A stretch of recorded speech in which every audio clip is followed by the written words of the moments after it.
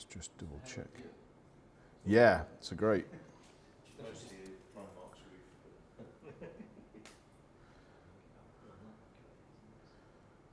Fingers crossed.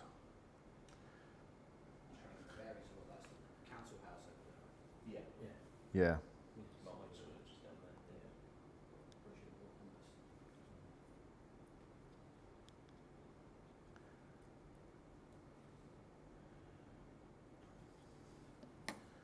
Let's see if that's gone live. Yes, right. I'm going to keep one at the moment. But, you know, this is the thing about today's topic, which is, if I can find the clicker, right, we'll sit through and talk together, because at least I can pick your illustrious brains, even if everybody else is choosing to catch up later, which is fine. I have left the live chat open on my phone so that if anybody does wake up and want to step in, they can comment and join in the discussion. That is always the thing, and we have in the past, it is holiday season, we have in the past sort of done a break over these months, but as we're trying to move this into more networking and just allowing people to find a regular spot to come in and communicate rather than actually, Chris and I was finding it harder to find speakers on a regular basis, and that's the other flip side of this, is it's not just audience coming into meetups, it's how do you actually encourage people to actually want to spend time prepping. One of the suggestions from the community a few months ago when we did this in the January or February was that you could almost use these kind of things as a low pressure way of testing new talk material. And so there was an invitation to people to say you should start thinking about coming forward. But imposter syndrome kicks in and people don't necessarily want to until they've actually got something fully finished. So what we're going to do is, if anybody is watching this afterwards and does want to leave a comment, then basically do leave a few ideas. We are going to try and keep this to 45 minutes. But in general, the sort of effectively what we're trying to do, especially when we're trying to explore what does a hybrid meetup look like, how do we do things like lean coffee and practical exercises when you've got some people remotely and some people, we've run out of sign-in sheets. Yeah. So you're fine. Welcoming Adam into the room. We ran out yesterday. So basically, we've got to try and work out how do we make it so that people who do want to actually attend remotely don't feel alienated. And so I'll be picking your brains on that in a bit anyway. So what we want to do is try and look at what already helps people connect locally. I mean, it's not to say that everything's disappeared completely since the pandemic, but things have massively changed. We're going to try and talk around the things that are important to you rather than me come to you with a presentation. So this is, whilst I've got ideas on here, you can lead the conversation in any way you want. That's absolutely fine. And we're trying to come up with things that might actually be actionable, certainly from this point of view. So let's start with one open question for the first sort of 3-4 minutes is, what do you think is actually helping people connect locally still, or do you think things are harder? Discuss. Tech Nottingham Slack is reasonably active, you're right. I'm not on that. It's certainly not as it's not just the same as it was. Who are active? Yeah, there's a few people. It's still messages daily and everything, right. But certainly like a core group of people. Yeah. Really. Would you say that's more not the same as it was when general and random, but nothing else? Like in terms of channel usage? Yeah, politics. Okay. The new it's hot channel. The what channel, sorry? It's hot.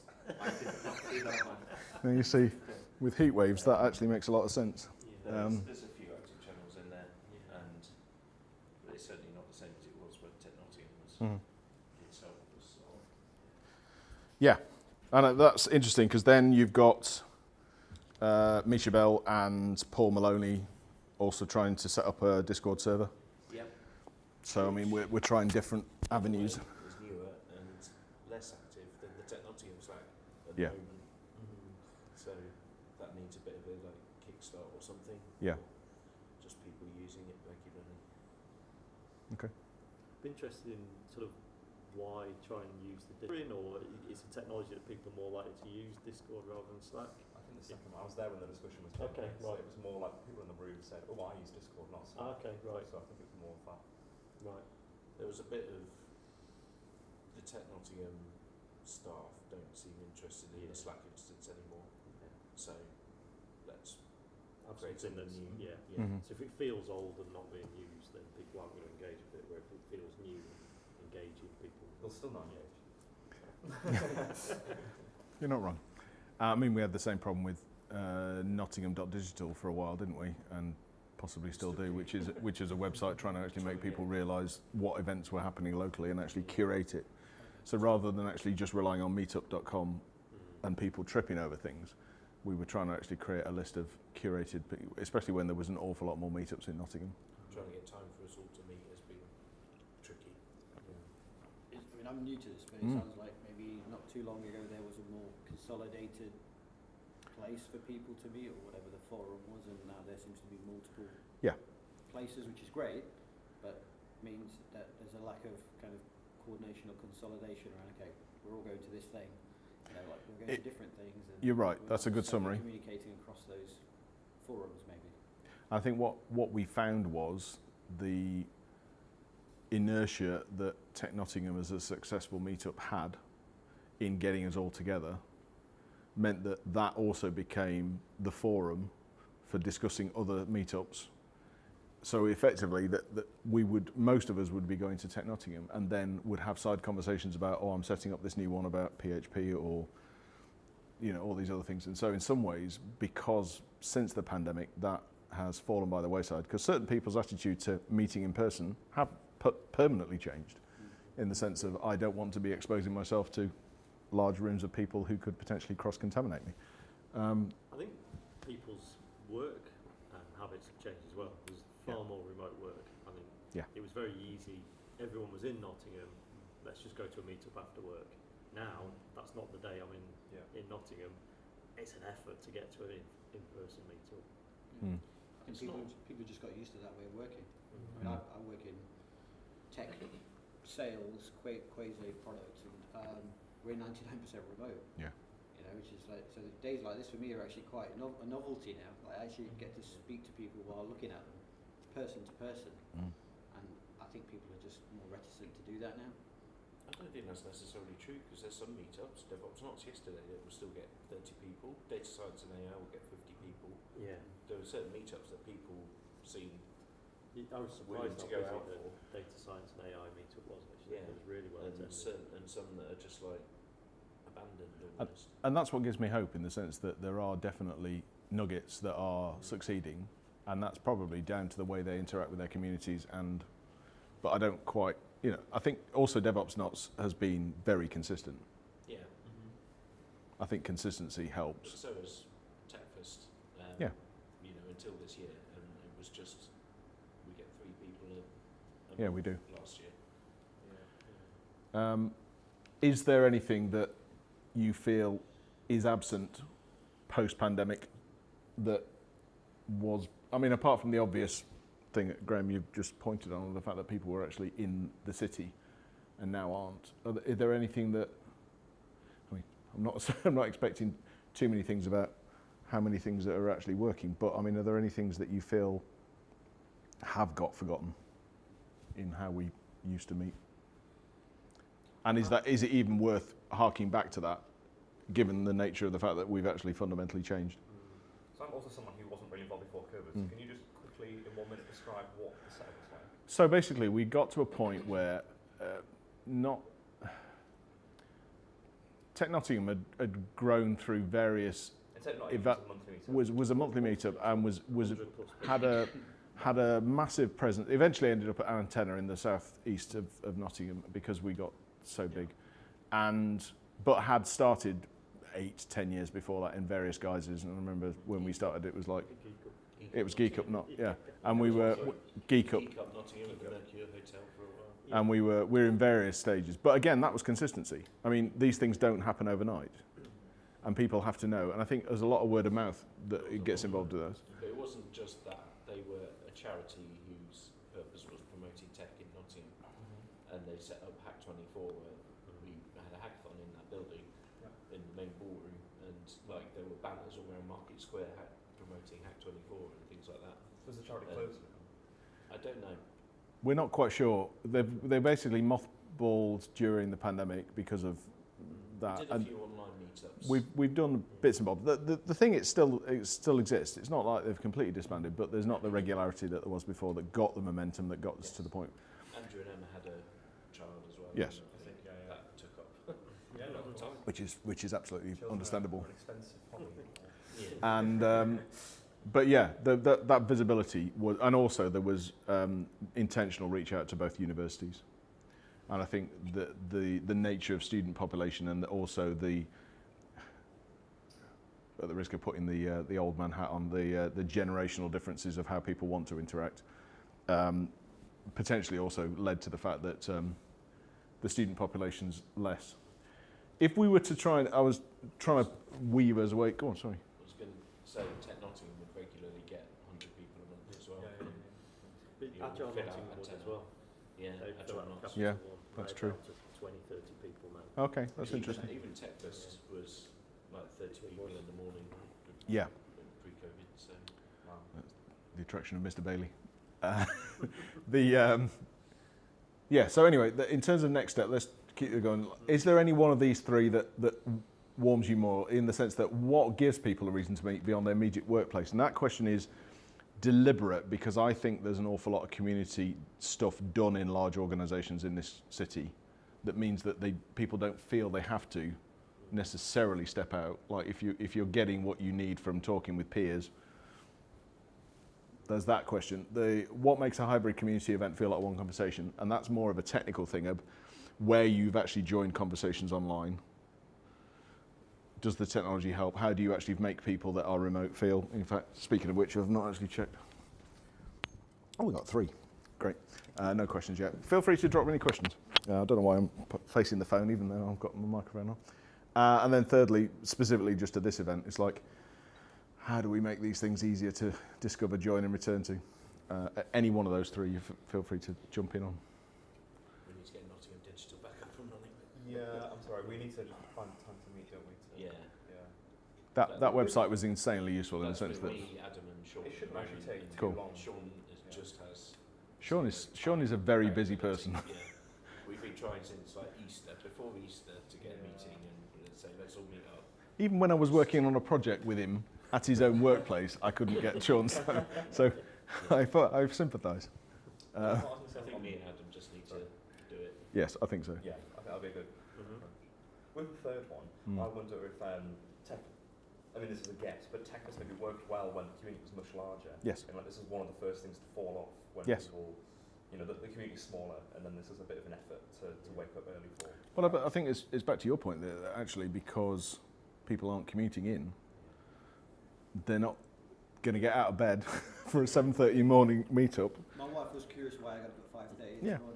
What the hell are you doing? And you definitely don't go to work this early. Yeah. So what's going on?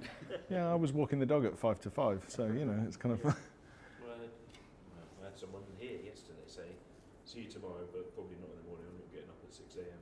Well, Yeah. plenty of people getting up earlier than that to make it happen. So.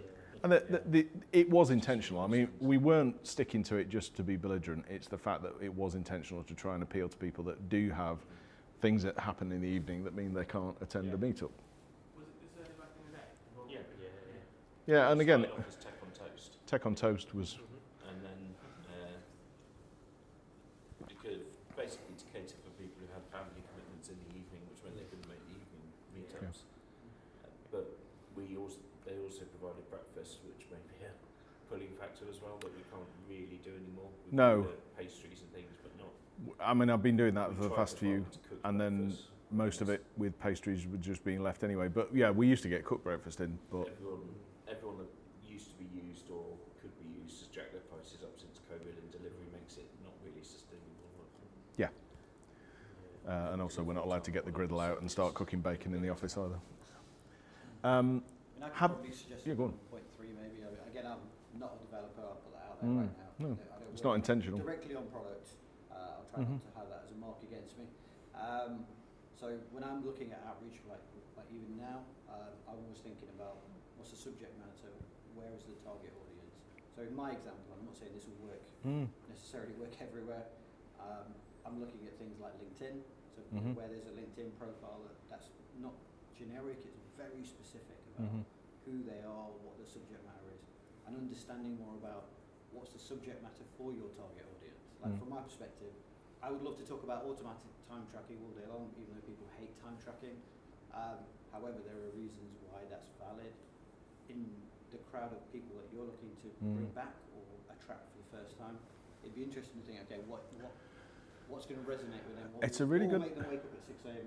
That's a really good point because midweek and the midweek. in some ways this meetup started off being a generalist in the sense of being both trying to appeal. I mean, obviously Paul Bailey's interest in service design, and therefore trying to widen the conversation beyond yet another developer meetup. So it was trying to actually get a wider audience about conversation about topics to do with accessibility and design and other things. But your point is interesting because trying to be a generalist meetup means that people don't necessarily resonate. Whereas you speaking at DevOps Notts last night, Graham, people know what you're going to get in the tin. What do developers care? I mean, I'm not a developer yet. What do people like developers care most about? I suspect somebody else in this room is involved in that, not me. So what's important for them? I think the fact that data science and AI is doing really well, I think that's really interesting for me. That surprised me when I went and there was that many people there, and lots of people I'd not seen, because you come to an event like this and we see the same faces. So is it the topic that's getting people interested? And actually that's something I want to know about. And as you say, a general thing, they go, I can do general. I don't need to meet people, I meet people at work. Or Yeah, interesting. AI is a big pull at the moment. Your thing yesterday was on AI. Last few DevOps Notts have been Well, that's it's been a struggle for us because when we were doing talk suggestions and speakers, I think if you look back at the last 12 months of this meetup on YouTube, you'll probably find that 60% of them are AI as well. And we were trying to avoid. Yeah, there's someone who works here who is interested in coming to meetups, but they kind of look at it and go, "Oh, it's another AI one. I won't bother." And you know so what's we almost need more variety. And I realise from when I'm talking to prospects and clients that one of the did giveaways is that sign, the minus sign when it's the long one. I've actually had people email me back and say, "I will absolutely talk to you if you actually send me a message that's not AI generated." Yeah, and yet ironically, Microsoft Word will actually do that when you're typing sometimes. So in that sense, So in that sense, it's not necessarily that I've copied it from AI. It's the fact that people get a bit overzealous about that, and actually are quite valid, and a lot of authors use them before AI because that's what AI's been trained on, and you need to not demonise people for using them correctly. I make an effort to do a double hyphen to make it clear that I haven't just. Do you mind me asking what you were talking about yesterday? When the 30 people were at the... I was trying to combine my search for a job, which I think people generally, I think that's a draw for people to meet up. I need a job, I'm going to go put myself out there, I'm going to speak to people, try and do a bit of networking. So that was part of it. And then how I used AI in my job search. So again, drawing on the AI hook. Clearly a relatively interesting subject matter. good morning to Louise has joined us. The big reason I don't go into in person anymore, she says, is working from home coupled with living further from Nottingham than I used to. These together give too big a barrier for me to be willing to put in the effort. Yeah, I get that. And I think people have changed their physical circumstances based on not having to be in the office as much as well. Thanks for that, Louise. But again, I don't think that's every meetup has suffered the same thing. No. DevOps Notts is strong every month. Yeah. Data science and AI is strong, whereas some meetups have just kind of dwindled. Do you feel this gets enough attention? And do you think, have you ever been in a hybrid meetup where it actually feels like it's worked rather than you just being a voyeur? So I used to be in the world of academia, and there were some hybrid conferences, and also as an organiser of a hybrid conference, you have to put a lot of effort in to make those online people feel included and work in a nice way. I think it takes, it just which takes a lot of effort. You have to think very carefully about the format. What type of platform was it run on, in the sense of, It was Zoom. at the moment I'm using YouTube Live, which is obviously difficult because that's a definite It's a one-way. broadcast. I mean, you've got Q&A, you've got live chat, but you don't have the ability for them to chip in as easily. Yeah. We have in the past tried using Teams, but then you get people on there, I'm not using that. But that had the town hall meeting type in that is still one to many. There is webinar, which is more, you can invite people in and unmute them. Yeah.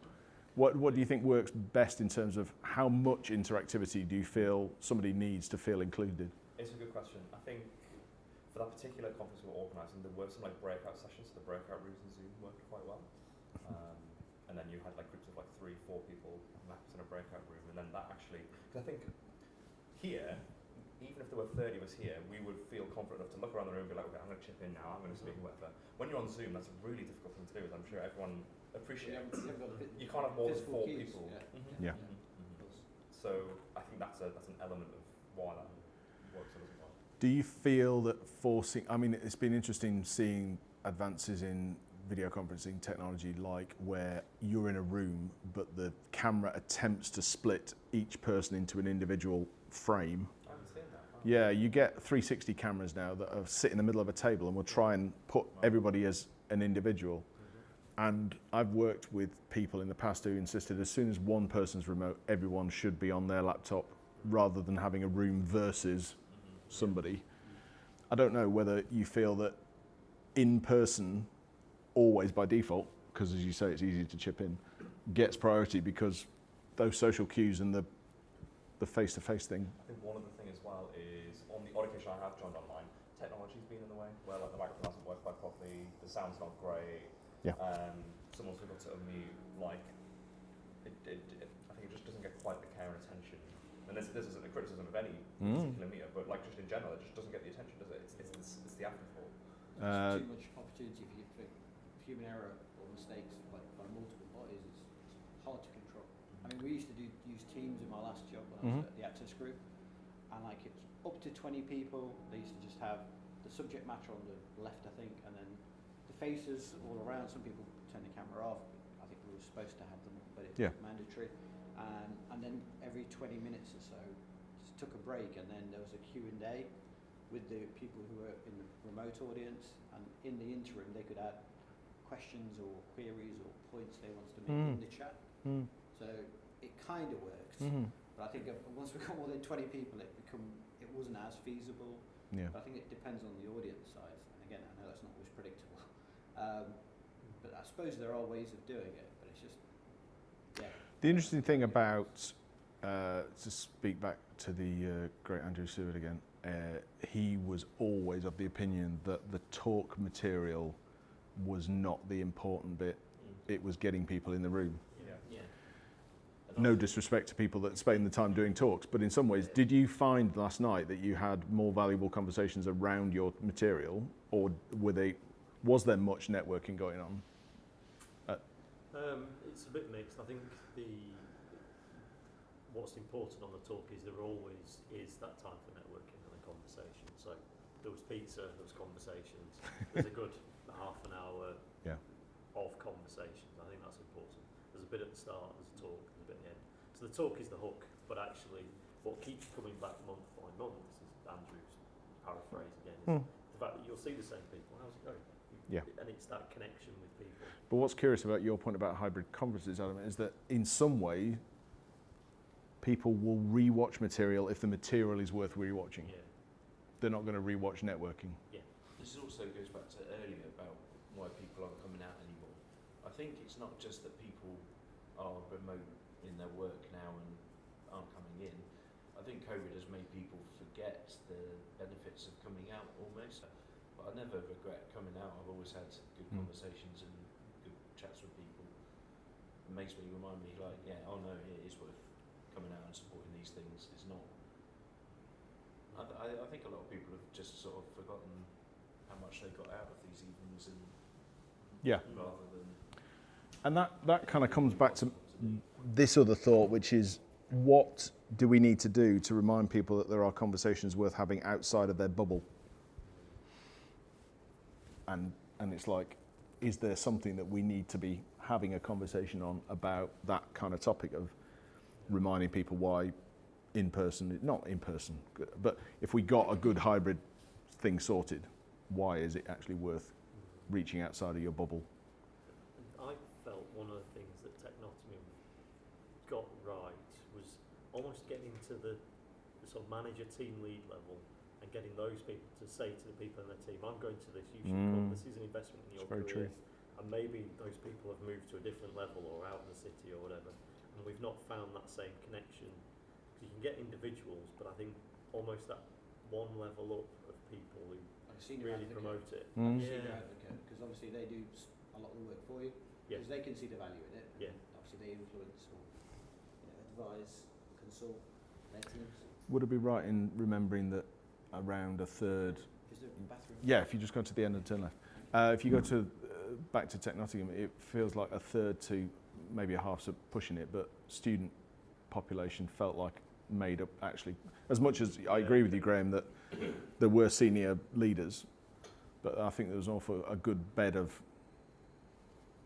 students attending from DevSoc and other. It felt like in its peak that if you were in Nottingham and you worked in tech, it was just a thing you went to. Yeah. It was just no argument about it. And I think even that sort of forum of I've got an opportunity, I'm going to talk about it for 10 seconds at the start also made people realise that there was a lot going on. I remember that one of the people I used to work with was adamant that he said, I don't care if you leave my company, it's as long as you stay in Nottingham. And the other thing was, well, because he cared passionately about Nottingham being a vibrant tech alternative to the brain drain of London. And I think that's the other thing about engaging with the two universities, is to remind people that there are good local opportunities and it's not all about the southeast. And I think maybe we've just lost some of our stronger connections with the universities. Sorry if I've missed. No, go on. Don't I feel for why DevOps Notts is busier than this one? I don't know, it's just either the tech meetup scene has just sort of become a bit fragmented after COVID, I think. There are pockets of people who know about certain sets of meetups. I'm guessing like Notts Agile gets a few, but I don't think I've ever been, for example. I would think it's the timing. So if you've been at home all day, it's an effort to get in for a 6:30 talk in the evening, but you can do it. If I had to go back to work for 9, I'm going to struggle now. Yeah, and it's interesting, the two things we've also touched on lightly were, does having a very obvious niche make it clearer why you would go? Yeah. And then also they've been very consistent throughout, always running, so people know it's going to happen. And When they changed from being hybrid to just in person, didn't they? They used to, Yeah, and then I think they just didn't get people joining online. Well, that's another thing that I think should be discussed as well. Yeah. Is having hybrid events just making people go, oh, I'll watch it online, and then they get to waking up and go, oh, I can't be bothered, they won't miss me, I'm only online anyway. it's a very good point. I think that was always the thing with Tech Nottingham refused to go online for that very reason. Because it's like, as soon as you do, then people get an excuse to stay in bed. Yeah. And then Or there were go people home. who were very glad when it was hybrid because of accessibility reasons and other reasons that they couldn't leave home. But if it makes the meetup unsustainable, Yeah. and I don't know. It's Agile Northampton, they've gone completely online, so they don't do any in-person meetups, and they're doing reasonably well. Again, you get 30 people fairly consistently. Is it reasonably well in attendance or kind of outcomes for the people? Attendance, yeah. Is that just don't think you get the same kind of outcome like with networking? Yeah, there's no networking. It is weird though, isn't it, that in the sense that you are, the attraction of putting your material online is that you potentially reach a wider audience than would have ever come in to see you. But the risk is that they're also not necessarily who you were trying to hit anyway. And they also miss that social element of the networking. Yep. Because as good as anybody is socially, it's very difficult to do through a computer screen. And that's back to what is the purpose of a meetup? Is it to learn, or is it to be in and bounce ideas off other people? I mean, what makes makes a meetup sustainable or successful? You know, if you've got a number of people, that means you have to reach that to make it worth doing, or? It's a very good question, because it's a topic that we've had several times about that if we only get 3 people turning up, why am I waking up at 5 a.m? And it would be easy to throw the towel in. I think part of why we've had this conversation a couple of times this year already is there are people that do care about the tech scene in this city still, and they are there, even if they're not as connected as frequently as they were. And it's part of this reach out was to say, what can we do differently? Because we are in a different world now than we were. I think there's a whole generation of people in tech in Nottingham now that have never experienced, you know, or joined during COVID or maybe just before, so didn't get a full thing. Not just with meetups, but with work in general. You know, with BGSS, we're always saying, you know, try and get together with your team in person if you can. And there's probably a whole bunch of people going, all right, you know, old man, we're remote now, we're cool and remote. We don't need to do that. And they've never experienced the benefit of, oh, if you get everyone together in a room, you get a lot more productive. Maybe they just think, no, it's fine, it's all fine online, I've got the tools to work remotely, why should I have to come in person?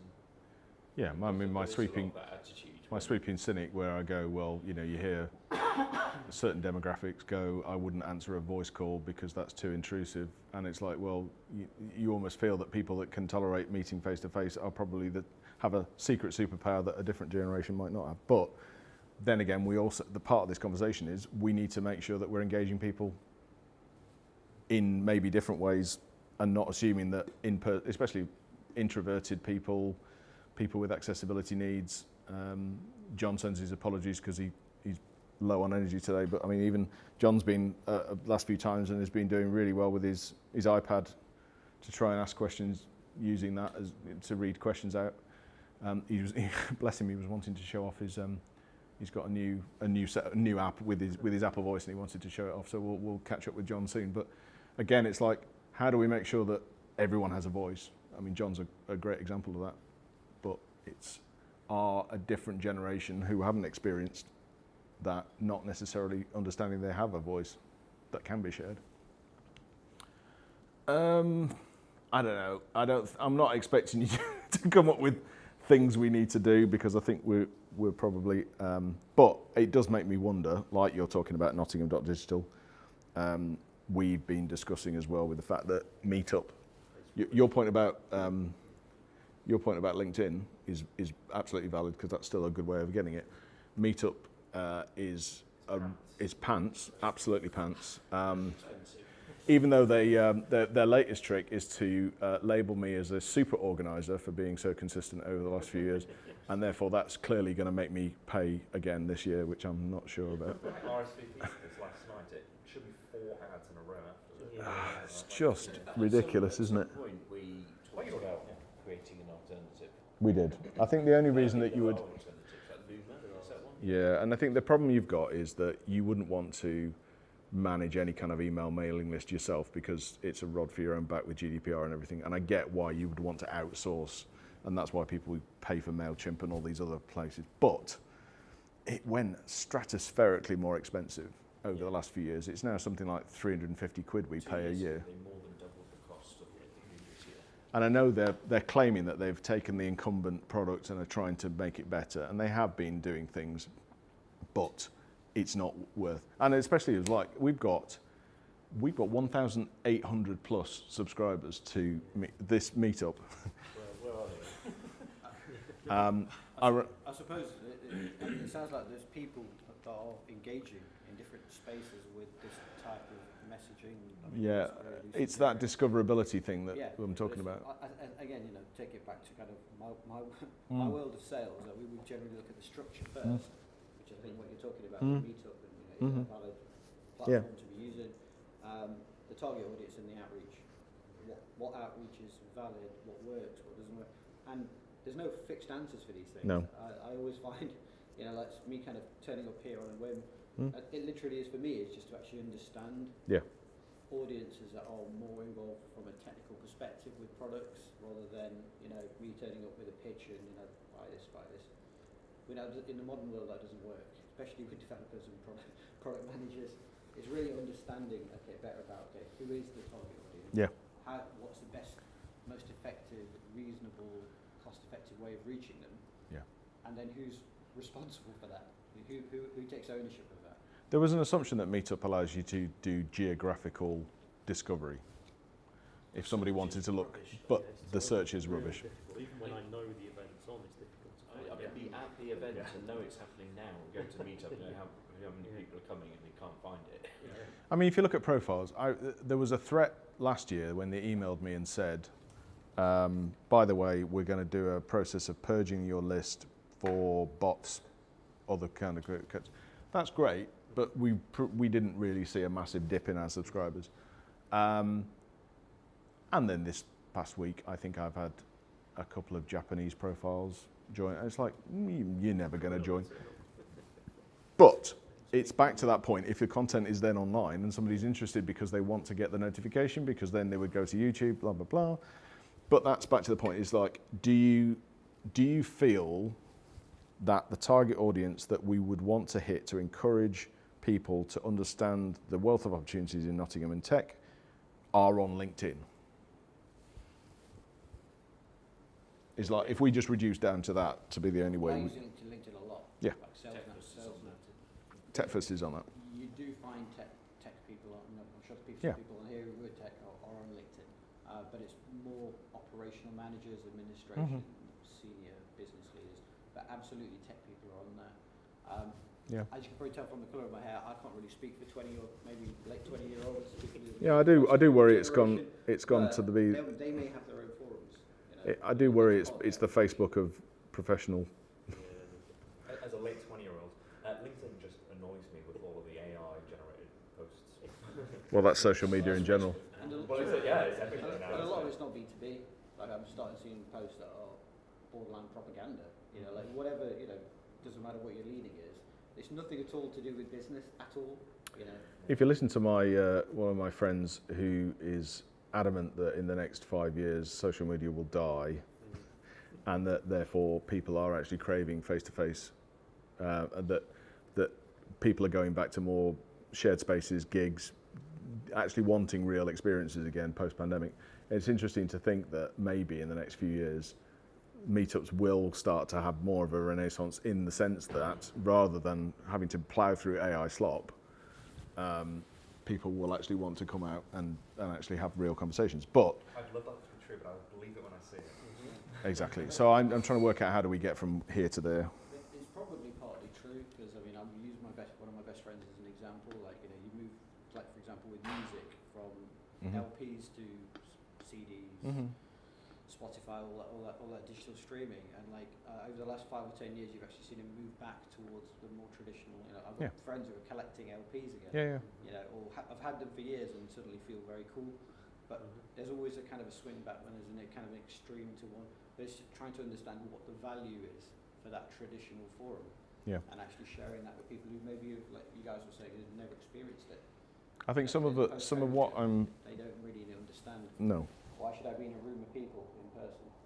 I think the other conversation we're having as well is being a city that is blessed with 2 universities, and the conversations around AI that we're having at the moment, is that I feel that early career support is almost more important at the moment to give people an idea of what's possible than it was before, because now people are having discussions. I don't agree with them, but things like, why do we need junior people anymore because we can just get AI to do it. I still think people need to make mistakes and learn by doing, and be allowed to do that safely, even if you accelerate some bits.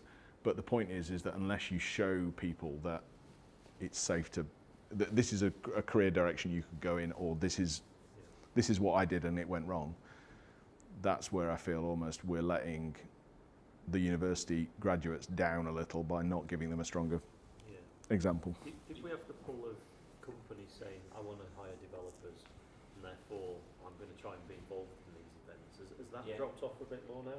The Nottingham have a spot at the start of every meeting where companies come up and say what jobs they've got available. I think it's interesting because I'm actually starting to see, in conversations I'm having with clients, more people wanting corporate social responsibility bits to say that they are engaging with the community. Yeah. some of our contracts require it. Correct. So in that sense, You were talking about being blessed as a city. One thing I'm going to bring up earlier is that the same effect with meetups isn't happening in other cities. So I don't think it's a simple explanation of COVID did it. okay, Because other cities, meetups seem to thriving again. Good. afterwards, That's interesting. that is interesting. Yeah. as far as I can tell.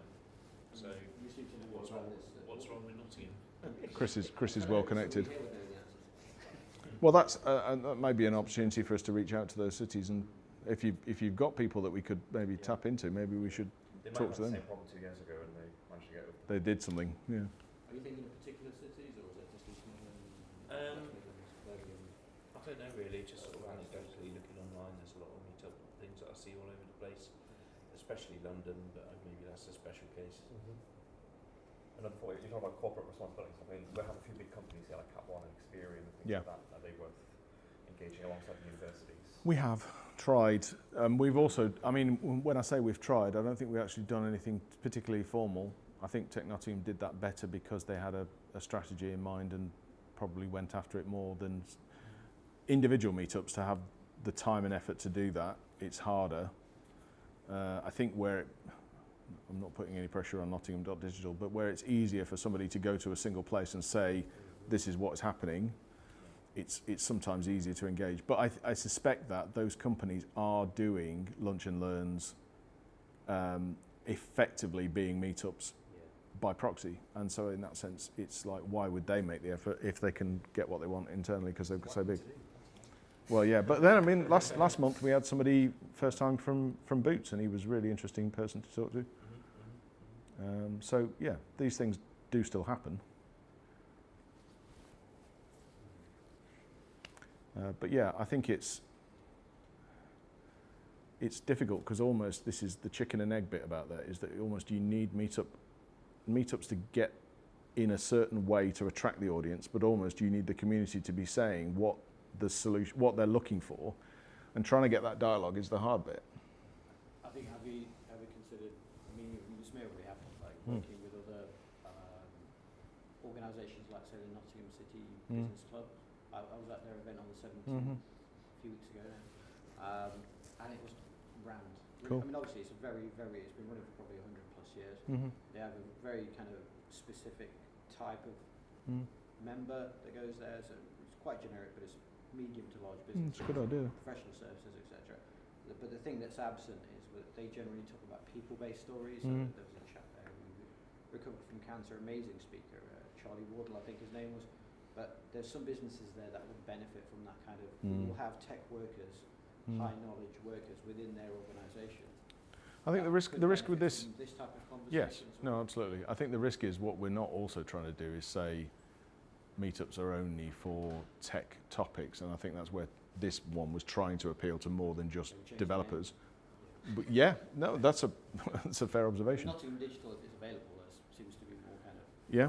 broad. Well, that's a good, interesting point. But yeah, I think we're not trying to boil the ocean by trying to solve meetups for every bit of the landscape, but it would be nice to see certainly the dev-focused software delivery lifecycle bit bubble up again. But you know, it's hard to know with the chicken and egg point whether we need to find ways of connecting with people before then deciding what it is, or we just try something and see if it works. And I think we're in the latter camp at the moment. It was trying different things. If you go into the sales area, the easiest sale is a cross-sell. So the people who are already coming out to a face-to-face meetup are more likely to go to another one. That's So fair. are we using enough of that opportunity That's to a go, good- you know, DevOps, that's Yeah, like, that's a good didn't point. mention any other meetup. No, that's a fair point. We've talked about a few different ones. We used to- But could we promote that? And I think We used to Technology mention it did a every good job time. of that. Yeah, that's a really good point. Okay, well, I can talk to Misha and Pete about that. And go find the business school, the data science and AI, get all those meetups and try and promote them. Good idea. Okay, There you go, there's your question. that's it. That's great.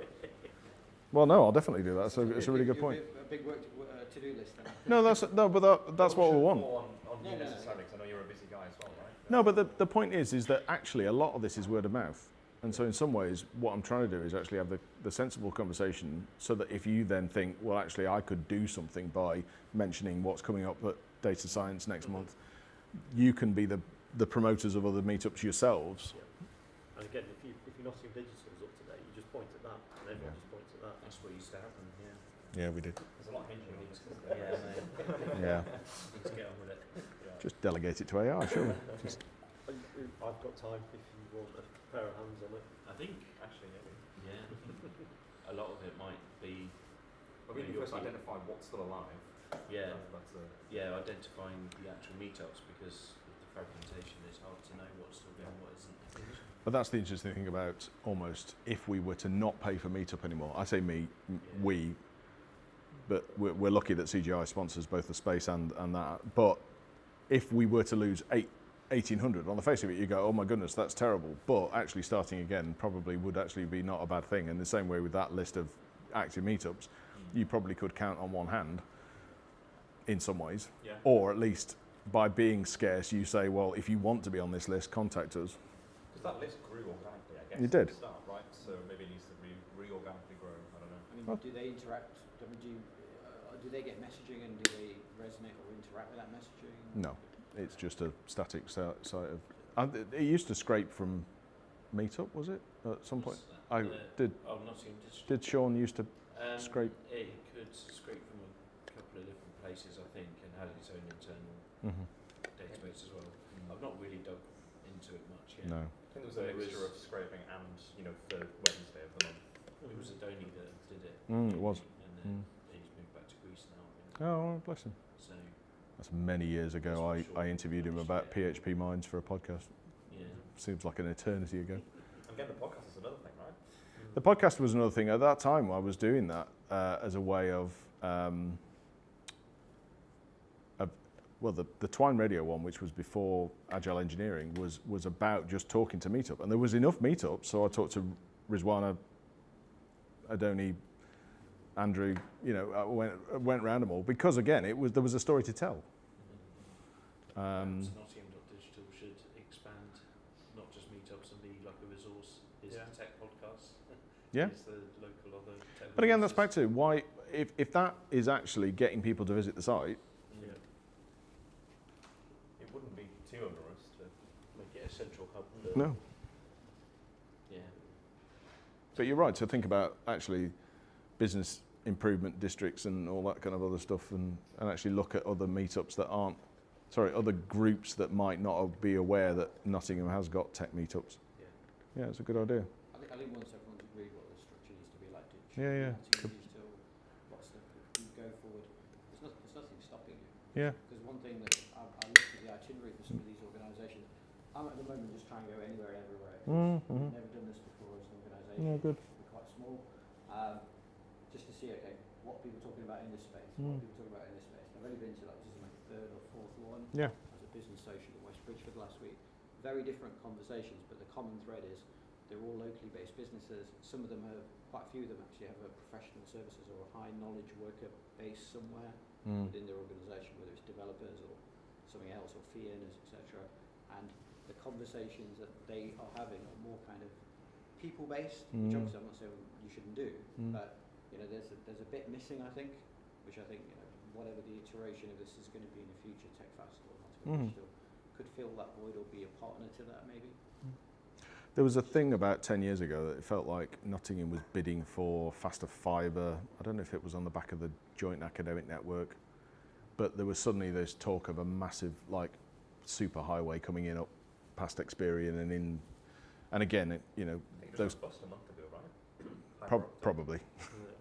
But there was a sense of that whole, everyone wanted to be the new Silicon Valley equivalent. And there was that, something Cambridge to somewhere else corridor that people were talking about last year. And again, there's an awful lot of good news stories about the tech that's being done in the city that I don't think there is a central place that's promoting that as coherently as it was done a decade ago. I mean, in Nottingham at that point even had do you ever see that marketing campaign that was like made in Nottingham? There was actually a brand logo that the council paid for it was a tilted end. It probably cost tens of thousands to do it, but again, it was back to that, you see made in Britain as a thing, but it was like trying to give some local pride to things. We've not tried to dilute the water too much to make this East Midlands base, because I think we need to get it sorted for Nottingham before we try and conquer the world. But cool, that's been really useful. Ooh, 4 people, hello 4 people. Yeah, if you've got any more comments and thoughts afterwards, do start the discussion on whatever form you want. We've got Blue Sky, we've got Meetup for the moment. So yeah, So apart from keep having a think. fixing the world and sorting Nottingham digital, maybe very much. Well, I think your point about reaching out to other meetups, I'm going to take that away and I'm also going to think of your idea of actually looking at other groups that are potentially not aware of what we're doing. So that's a really, yeah, great. Yeah, I mean, we've got this meetup's on LinkedIn, but and at the moment we're not promoting events on there because we were using Meetup, but actually I might switch around to actually doing it the other way around. Cool beans. Thank you very much, everyone. Have a good day. Yeah,